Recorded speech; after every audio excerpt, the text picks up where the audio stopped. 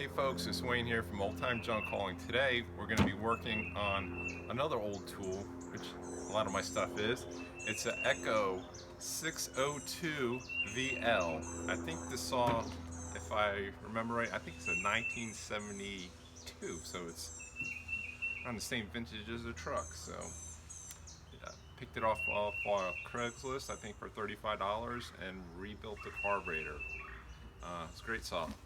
I think it was about a $500 saw, right? If I read that back in the 70s. So let's get started. I kind of put it away last year, and we'll see how it goes. I'm going to blow it off a little bit.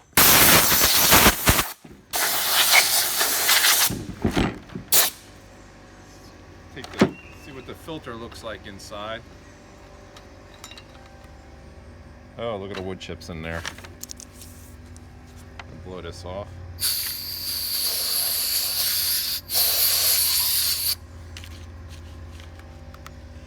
Not to get any of that inside the saw. Oh wow.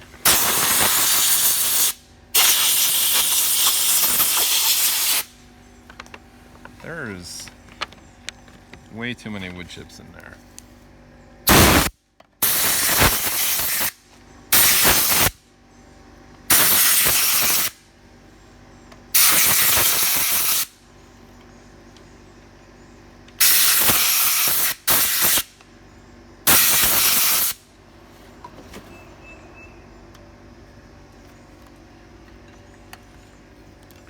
I think there's a bad grommet on one of the linkages, and I didn't think it would be that bad, but it was getting a lot of sawdust past there. I'm gonna have to look into getting that. That's not good. Blow off the filter from the inside out.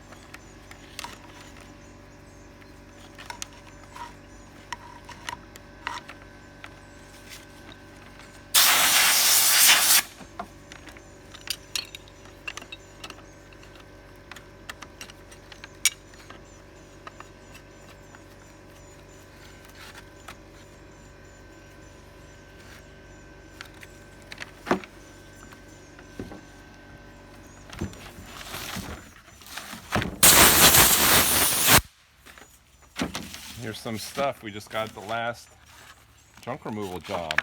A scrunch, a file, 2-stroke oil, and bar oil.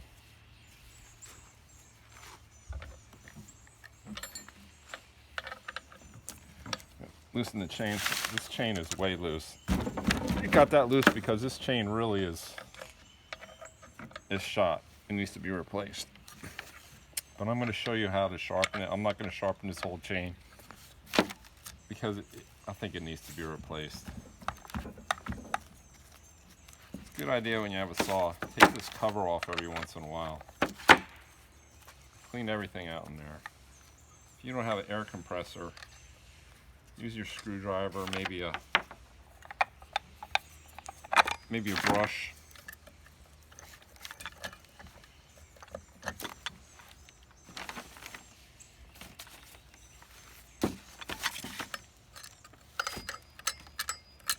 All the sawdust gets all caught up in here.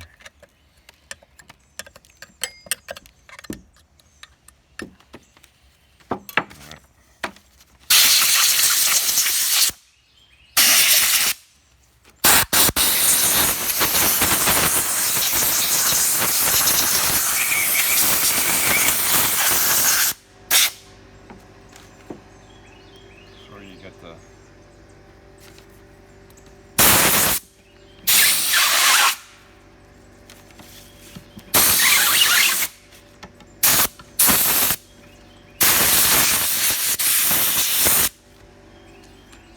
Now there's holes usually in your bar that the bar oil comes through. It goes into these holes and down in here. This really can use a new bar too. This is in bad shape. Careful, because this can be sharp right there. So you really should take the chain all the way off. Clean out in here too. wire brush? With a wire brush. You can use I think there's even a tool to get in there and clean it out.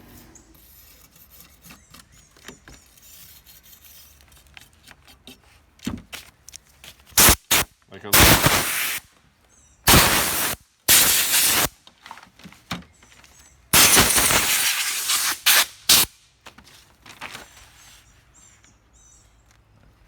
lost my rag here.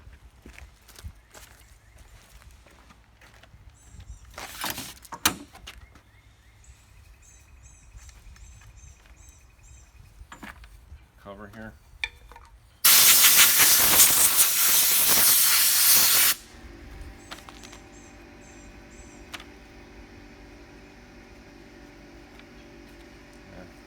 That could be cleaner, but the purpose of the videos, I'll come back and get it later.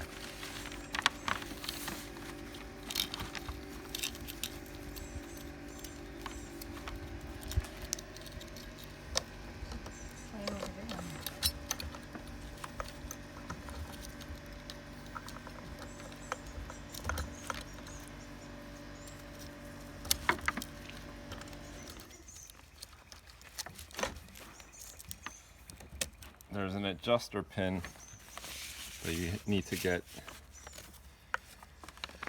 in the hole for the bar so you can adjust it.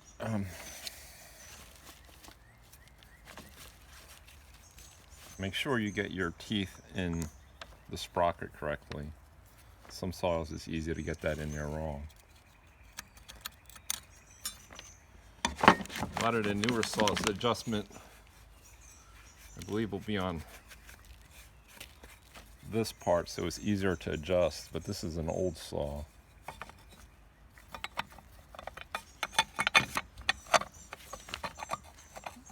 Some shadow. So the adjustment screw is going to be in the front. You want to have these nuts on just hand tight so you can adjust it. You take your scrunch.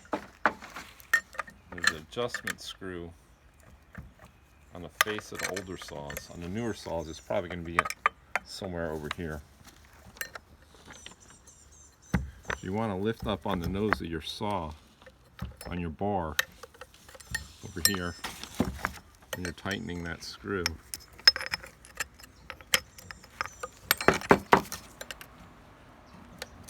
Or actually, when you tighten the nuts, you need to do that.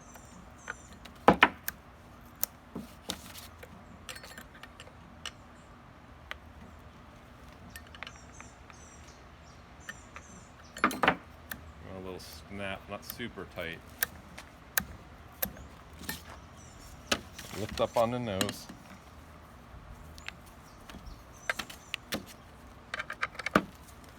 Tighten these.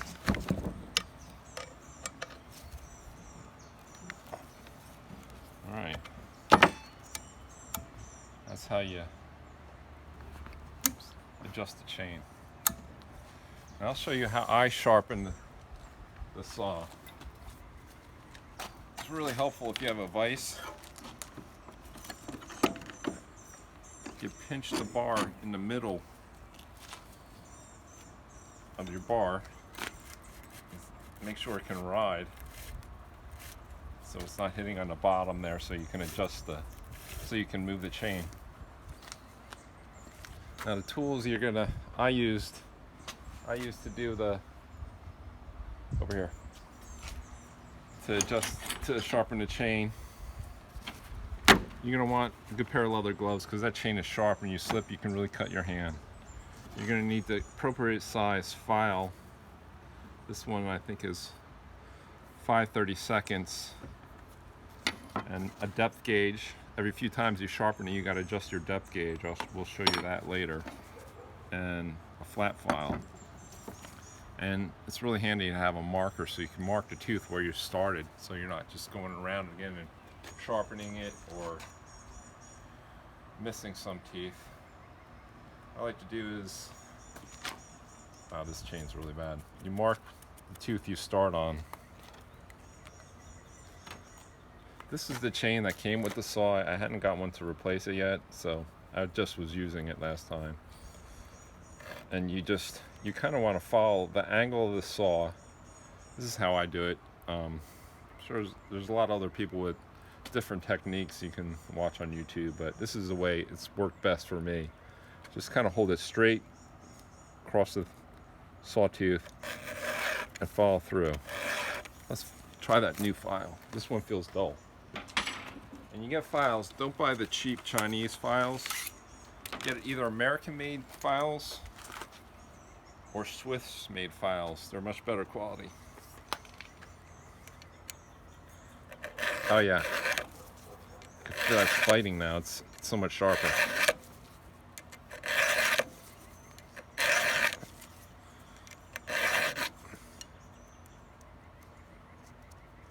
It's pretty sharp. You kind of give your file a twist so you get a different spot every time. So you're going to go around, you're going to do everything, every saw. Every tooth. When you get all the way up here, you can pull it back and keep going. And then they're at different angles, so eventually you're gonna have to turn around, mark your other tooth again with the file, and then go the opposite direction. You have to go this way.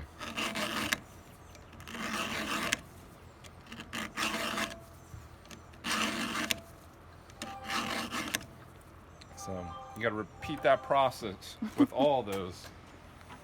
And I guess every maybe 3 times or so, when you file this down, it gets lower. So these are the rakers. These adjust the depth of the cut on these blades.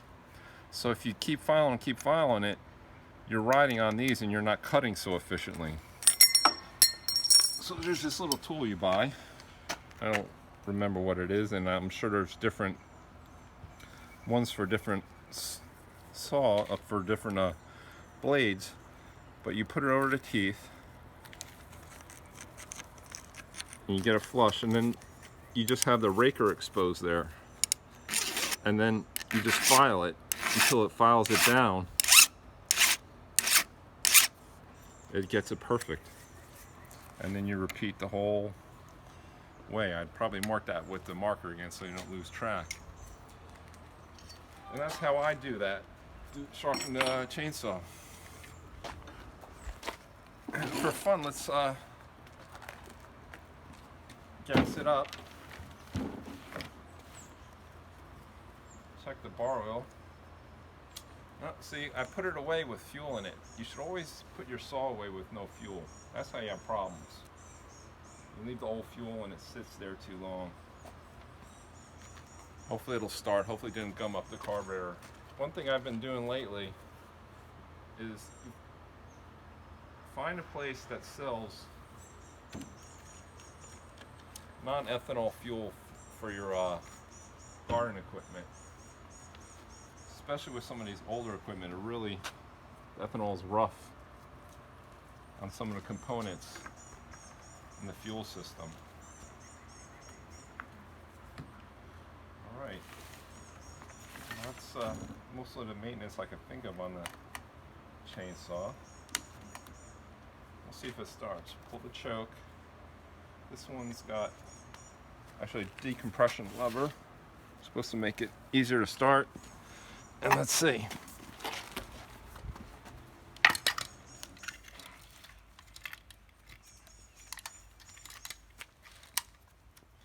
Lock the throttle. Choke out.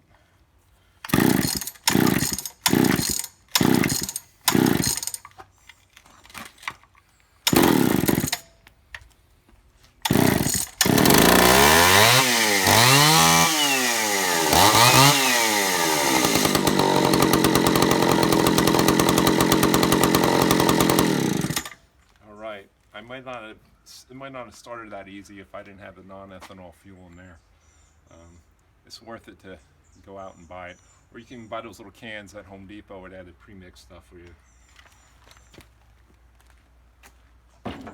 So I really need a new bar and chain for this, and I got to find that grommet for the, I think it's the throttle lever. I shouldn't be getting all that sawdust in the housing with the carburetor. So there's more maintenance to do on this, but it's still working. Alright guys, till next time. Take care.